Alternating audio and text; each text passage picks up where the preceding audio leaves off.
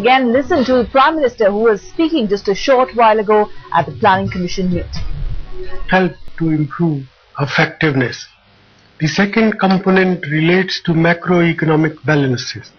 To achieve the target of 8.2% growth, we need to revive investment in the economy. The investment environment is therefore critical. Our fiscal deficit is too high and is attracting adverse comments from analysts. It must be brought down over the medium term to release domestic resources for productive employment in the economy. Because exports prospects are not very encouraging, the plan projects a current account deficit of 2.9% of GDP.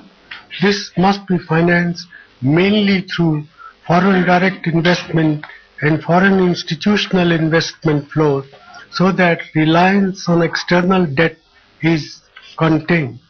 I believe we can attract the financing we need, provided our fiscal deficit is seen to be coming under control and the growth momentum is regained. The third key component of the plan is the set of policies which can improve performance in individual sectors. Let me mention a few key sector priorities. Health, education and skill development are key sectors which enhance human capabilities and can contribute hugely to the objectives of promoting inclusive growth. They have been given high priority in the 12th plan. Agricultural growth must be accelerated to about 4%. Manufacturing must grow much faster than it has to generate the employment growth we need. Infrastructure development is vital. It needs a combination of public investment and public-private partnership. Energy is a difficult area where our policy needs a comprehensive review. We are energy deficient and import dependence is going up.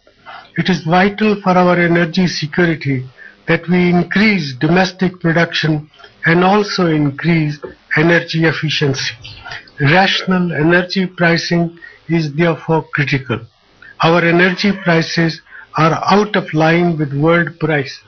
The recent increase in diesel prices is an important step in the right direction. Water is another area where problems of scarcity and the challenges of effective resource management are likely to expand in the years that lie ahead. Urbanization is a new challenge which we must address.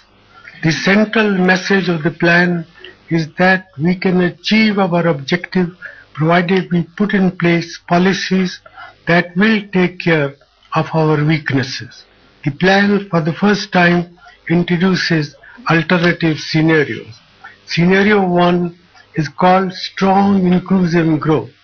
It presents what is possible if the policy actions outlined in the plan are substantially implemented. One can expect a number of virtuous cycles to start operating, leading to positive results on both growth and inclusion.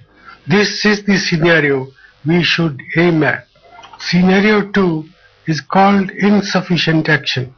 It describes a state of partial action with weak implementation. The virtuous cycles that reinforce growth in Scenario 1 will not kick in, and growth can easily slow down to 6 to 6.5%. Inclusiveness will also suffer.